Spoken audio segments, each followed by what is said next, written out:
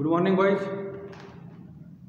आपल्याला आज जॉमेट्रीच्या 5व्या चॅप्टरमधलं जे क्वाड्रिलॅटरल चॅप्टर आहे त्याच्यामधल्या काही थेरी शिकायची आहे की जे एक प्रॅक्टिस सेट 5.2 जे ज्याच्यावर डिपेंडेंट आहे. तर पहिला आहे test for parallel lines. Test for parallel lines. आता पॅरलल लाईन कशाला म्हणायचं? When we can say that two lines are parallel if line L and line M are given two lines. Line L and line M are given two lines, and N is any another line which intersect these two lines in two distinct points. Then this is called as a transversal. N is called transversal. Here L and M are given two lines, and N is transversal. Then it forms 8 angles. How many angles? 8 angles. Let them that angle we denote that as angle A, B, C, D, E, F, G and S. If we denote them as A, B, C, D, E, F, G, S, you know that angle B and angle F, these angles are called corresponding angles. Which angles? Corresponding angles. So there are 4 pair of corresponding angles. This one is one pair. Second one is angle C and angle G. Second pair. Third pair is angle A and angle E.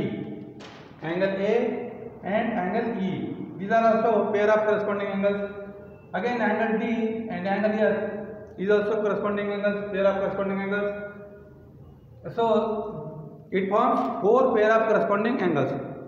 From 4 pairs of corresponding angles, if any one pair is congruent, it means if B, angle B is congruent to angle F, if B is congruent to angle F, means pair of corresponding angles are congruent, then these two lines are said to be parallel. Test for parallel lines. याला म्हणतात test for parallel lines. If pair of corresponding angles are congruent, then lines are parallel. आता जेव्हा आपण दोन रेषा काढतो तेव्हा त्या दोन रेषेला ट्रान्सव्हर्सल असेल आणि ए बी सी डी असे अँगल दिले असतील तर हे नेहमीच कॉन्ग्रुएंट असतात असं नाही. हे तयार होणारे कोण कॉन्ग्रुएंट असतातच असं नाही. जर कॉन्ग्रुएंट असते तर या दोन लाईन मात्र पॅरलल असतात. याला म्हणतात टेस्ट फॉर पॅरलल लाईन्स. त्यानंतर दुसरी टेस्ट आहे. एक आहे करस्पॉन्डिंग अँगलचं.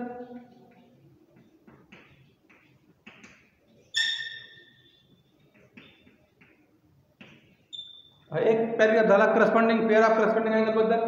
दुसरं तुम्हाला असं माहीत असेल की अल्टरनेट अँगल. अल्टरनेट अँगल कशाला म्हणतात? अल्टरनेट.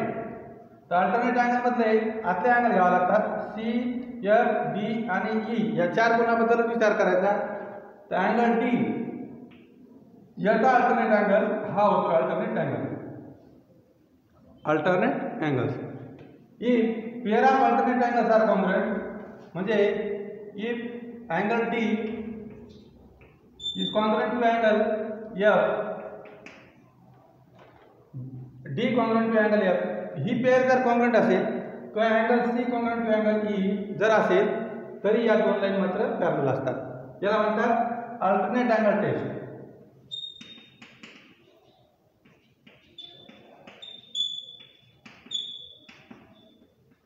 आणि पहिली करस्पॉन्डिंग अँगल टेस्ट, ही अल्टरनेट अँगल टेस्ट. आता थर्ड आहे इंटेरियर अँगल. आता इंटेरियर अँगल कशाला म्हणायचं?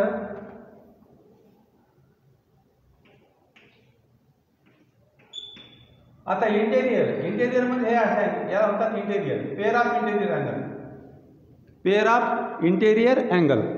Angle C and angle F are pair of interior angle as well as angle D and angle E is also pair of interior angle. आता इथे interior angle मात्र congruent असतात. If interior angle is supplementary, if interior angle is supplementary म्हणजे यांची बेरीज जर 180 असेल तर या दोन लाईन पॅरलल असतात. Interior angle.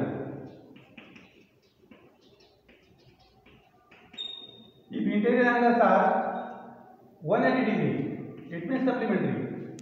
त्यांची बेरीज जर 180 असेल तर या दोन लाईन पॅरलल असतात. अशा प्रकारे ही थेरी, ज्याला आपण बेसिक नॉलेज म्हणतो पॅरलल लाईन्सवर, ते तुम्हाला माहीत पाहिजे.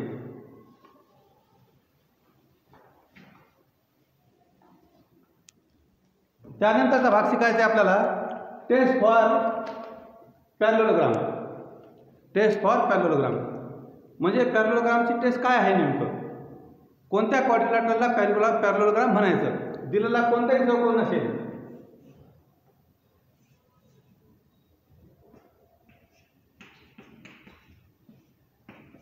तर हा पॅरलोग्राम आहे का असं विचारलं कोणी तुम्हाला, तर पॅरलोग्रामच्या 4 टेस्ट आहेत आणि ते 4 थेरमच्या स्वरूपात तुमच्या टेक्स्टबुकमध्ये दिलेले आहे.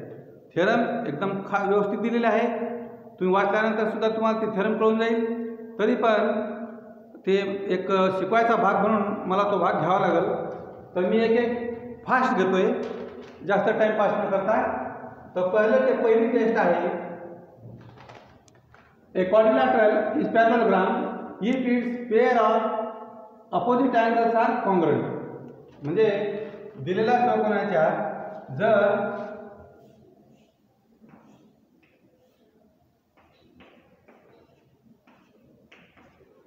हा एक चौकोन दिलेला आहे तुम्हाला, quadrilateral is such that if याच्यावर जोर द्यायचा, if it's pair of opposite angles are congruent. Opposite angles are congruent ही ॲक्टिव्हिटी स्वरूपात तुमच्या टेक्स्टबुकमध्ये दिलेली आहे. ॲक्टिव्हिटी स्वरूपामध्ये तुम्ही ते पेन्सिलने भरायचे डायरेक्ट बुकमध्ये आणि नंतर वहीत उतरून घ्या.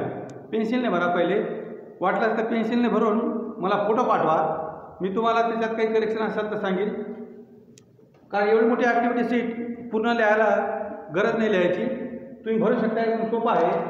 काय म्हटलेलं आहे, if it's pair of opposite angle, pair of opposite angle म्हणजे हे जर एक्स असेल तर हे एक्स, हे वाय असेल तर हे वाय.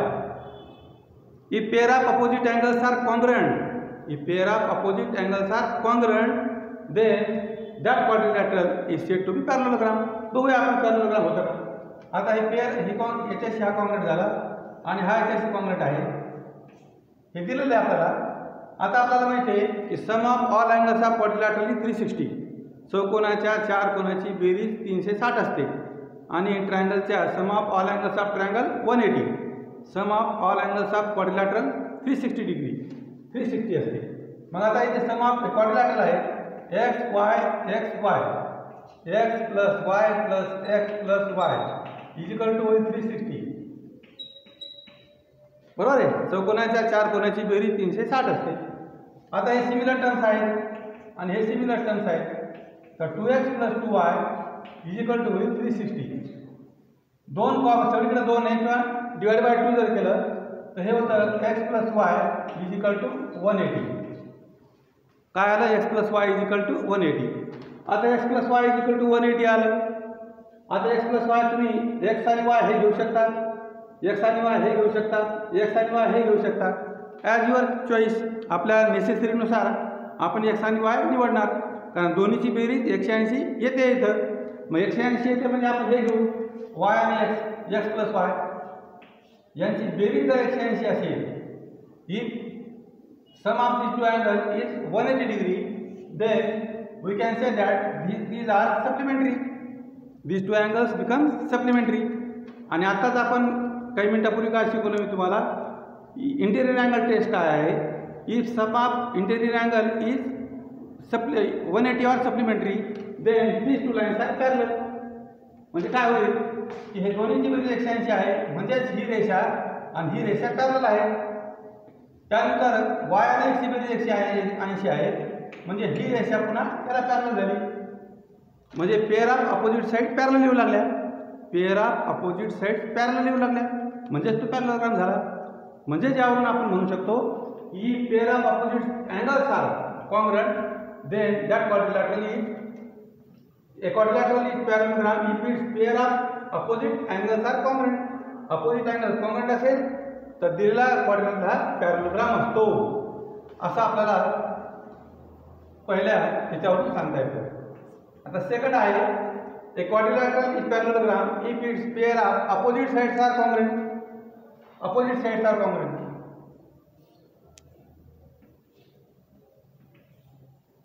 आता pair of opposite sides are congruent. या ठिकाणी पी क्यू आर एस असं आपण याला नाव देऊ आणि एक डायगोनल जोडून घेऊ कोणताही. आता या फिगरमध्ये काय सांगितलं, a quadrilateral is parallelogram if it's pair of opposite sides are congruent. म्हणजे उलटा घ्या, if pair of opposite sides are congruent parallelogram आहे का पाहायचं आपल्याला. आता अपोजिट साइड, याची अपोजिट साइड ही होईल, याची अपोजिट साइड ही होईल आणि ही साइड कॉमन राहील. त्यामुळे काय होईल, हा जो ट्रायंगल आहे नंबर 1 चा नंबर 2 च्या कॉन्ग्रुएंट राहील. म्हणजे triangle P S Q congruent होईल ट्रायंगल आर एस क्यू. बघा 1 आणि 2 कॉन्ग्रुएंट होतील. हा ट्रायंगल याच्याबरोबर कॉन्ग्रुएंट होऊन जाईल, कारण एक पेअर, सेकंड पेअर आणि हे थर्ड एलिमेंट, म्हणजे 3 एलिमेंट मिळाले. when any 3 elements of first triangle are correspondingly congruent to the any 3 element of another triangle, then that 2 triangles are said to be congruent by that particular test. मग इथं S S S टेस्टनुसार टेस्टनुसार हे 2 triangle congruent झाले. आता when 2 triangles are congruent, their remaining elements automatically becomes congruent. Therefore this angle is congruent to this one and this angle is congruent to this one. समजलं कसं केलं आपण. आपल्याला काय दिलं, opposite sides are congruent. Opposite side congruent दिलेली आहे, ही कॉमन साइड आहे. एस एस एस टेस्टनुसार 2 ट्रायंगल कॉन्ग्रुएंट झाले. कॉन्ग्रुएंट झाल्यानंतर उरलेले घटक ऑटोमॅटिकली कॉन्ग्रुएंट झाले. त्यामुळे हा घटक याच्याशी एकरूप येईल आणि हा याच्याशी एकरूप होईल. मग हे 2 कोण जर आपण पाहिले, these are nothing but alternate angle. Which type of angle? Alternate angle. And therefore we know that when pair of alternate angles are congruent, given quadrilateral is parallelogram. अशा प्रकारे ही टेस्ट पण आपल्याला सिद्ध करता येते. त्यानंतर तिसरी टेस्ट आहे, a quadrilateral is parallelogram, its diagonals are bisect to each other. Diagonals are bisect to each other.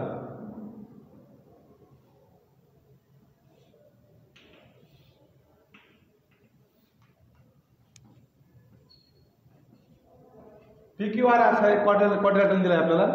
A quadrilateral is parallelogram if it's diagonal are bisect to each other. याला नाव देऊ आपण ओ. जर डायगोनल बायसेक्ट असतील तर तो quadrilateral parallelogram असतो, हे सिद्ध करायचं आपल्याला. म्हणजे आपल्याला बायसेक्ट दिलेले PO is congruent to OR and OQ is congruent to OS. This is given to us.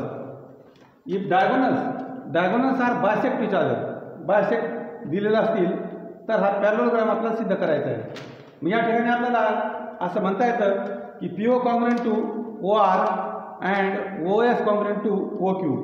आता यामध्ये तुम्हाला असं घेता येतं, म्हणजे हा ट्रायंगल घेऊ आपण नंबर 1 आणि हा नंबर 2 जर घेतला, म्हणजे triangle POQ and triangle SOR. या 2 ट्रायंगलमध्ये नंबर 1 ही साइड या साइडची एकरूप गिवन, ही साइड या साइडची एकरूप गिवन, हा कोण या कोणाशी एकरूप, vertically opposite angles are always congruent. मग त्यामुळं हे 2 ट्रायंगल आपल्याला SAS टेस्टनुसार कॉन्ग्रुएंट होऊन जातात.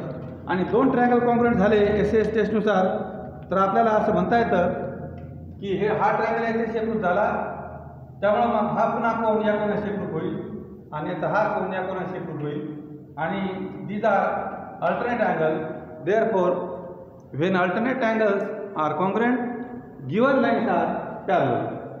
कॉन्व्हर्स घ्यायचा, given lines are parallel, given quadrilateral is parallelogram. अशा प्रकारे आपल्याला हा थेरम सुद्धा सिद्ध करता येतो. पुस्तकात तुम्हाला दिलेला आहे, परत एकदा बघून घ्या. चौथा आहे, a quadrilateral is parallelogram if its opposite sides are parallel and congruent. म्हणजे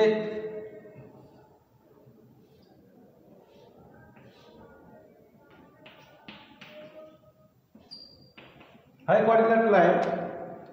जर त्याच्या opposite sides are parallel and congruent आणि पॅरलल जर असतील तर तो पॅरललोग्राम असतो.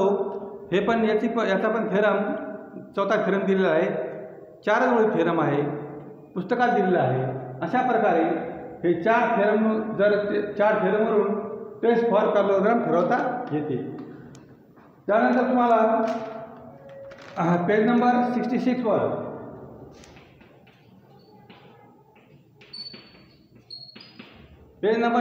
वर सॉल्व एक्झाम्पल दिलेले आहेत. ते सॉल्व एक्झाम्पल तुम्हाला चांगल्या प्रकारे अभ्यासायचं आहे. थँक्यू.